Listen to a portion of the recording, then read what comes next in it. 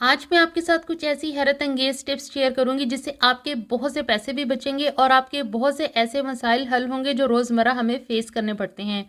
और इन मसाइल को लेकर के हम ख़वातीन लाजमी परेशान हो जाती हैं। तो चलें वीडियो को जल्दी से स्टार्ट कर लेते हैं। बिस्मिल्लाहिर्रहमानिर्रहीम। तो सबसे पहली टिप किचन के हवाले से है। इस तरह के मुख्तलिफ शीशे के जार्स अमूमन घर में मौजूद होते हैं, लेकिन हम सिर्फ इन पर लगे स्टिकर्स की वजह से इनको ज़ाया कर देते हैं और किचन के मसाला जात के लिए हम बाजार से नए जार्स ले आते हैं। क्योंकि हम ख़वातीन को सफाई और नीटनेस चाहिए, चाहे वो किसी काम में भी हो, तो इसका एक आसान हल, एक बोल में नीम गर्म पानी डालें और इतना डालें कि आपकी फिंगर जब इसमें डिप करें तो ये हीट बर्दाश्त कर सके।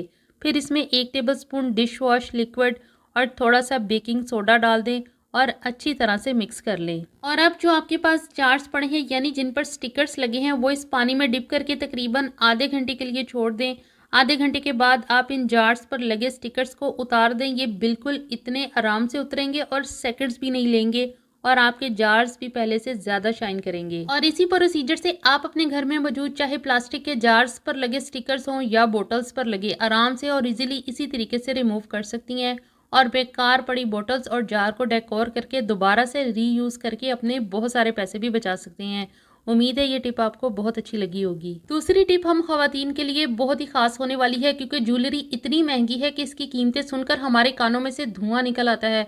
हज़ारों रुपए खर्चे तो ज्वेलरी में से कुछ ही चीज़ें हम खरीद सकते हैं और यही ज्वेलरी कुछ अर्सा इस्तेमाल के बाद काली हो जाती है और अपनी चमक दमक खो देती है, जिस पर हमें इतना अफसोस होता है कि हमने इसके ऊपर हज़ारों खर्चे थे और ये ज्वेलरी जो है वो अब हमारी बेकार हो गई है। इसका इतना आसान हल है कि आप ये देखकर और सुन के हैरान रह जाएंगे। घरों में हम मेडिसिन अमूमन इस्तेमाल करते हैं जो कि हमें कंटेनर्स या फिर जार्स वगैरह में मिलती हैं। इनमें से एक छोटी सी थैली निकलती है जिसको हम अमूमन यही समझते हैं कि शायद ये मेडिसिन को सेव करने के लिए, और मेडिसिन ख़त्म होने के साथ ही हम इसको ज़ाया कर देते हैं।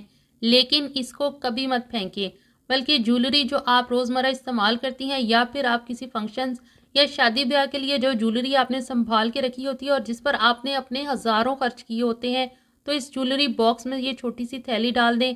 आपकी ज्वेलरी हमेशा के लिए सेव हो जाएगी। जब भी निकाल के पहनेंगी तो ऐसे ही चमकेगी जैसे अभी नहीं लेके आई हूँ। तो थर्ड टिप तो जो है वो बहुत ही ज़्यादा अहम है, जिससे हमारी ज़िंदगी आसान होने वाली और हमारे बहुत से पैसे भी बचेंगे। बच्चों के खिलौनों और दीगर चीज़ों में जैसे रिमोट कंट्रोल और बहुत सी प्रोडक्ट्स में जो बैटरीज इस्तेमाल होती हैं वो कुछ अरसे के बाद ख़राब हो जाती हैं और हम इनको ज़ाया करके नई ले आती हैं जो खासी महंगी मिलती हैं।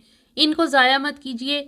इनको दोबारा से चार्ज करने का ऐसा तरीका आपसे शेयर करूंगी कि आप सोच में पड़ जाएंगे कि ये टिप हमें पहले क्यों नहीं पता थी। तो इस तरह के सूती खेस हमारे घरों में मौजूद होते हैं जिनमें से इलेक्ट्रिक चमक निकलने के साथ साथ एक आवाज़ भी आती है जब इनको हम रगड़ते हैं या फिर जब हम तय करते हैं, तो खास किस्म की चमक निकलती है। जो सेल यानी बैटरीज खराब हो चुकी हैं वो सब इकट्ठी कर लें और इस कंबल या खेस पर इसके प्लस वाले निशान से खूब रगड़ें, इस तरीके से, और मुख्तलिफ एंगल्स से रगड़ें और कम से कम 6 से 7 मिनट तक तो खूब रब करें मुख्तलिफ एंगल्स में। तो ये हीट अप हो जाएगा जो इसके चार्ज होने की निशानी है।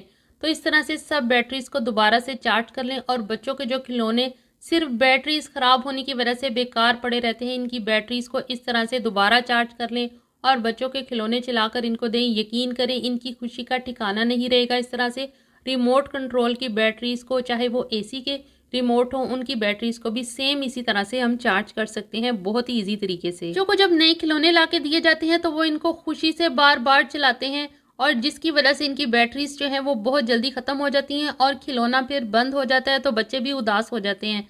तो आप इस तरीके से बच्चों के खिलौनों की बैटरीज को दोबारा से चार्ज कर सकती हैं और बच्चे जो हैं उनकी खुशी का कोई ठिकाना नहीं रहेगा। और इसी तरह से हम रिमोट कंट्रोल के सेल्स और एसी के रिमोट कंट्रोल के सेल्स भी अक्सर औकात हमारे ख़राब हो जाते हैं, तो इसी तरीके से इनको चार्ज करें और फ़ौरन से इस्तेमाल कर लें।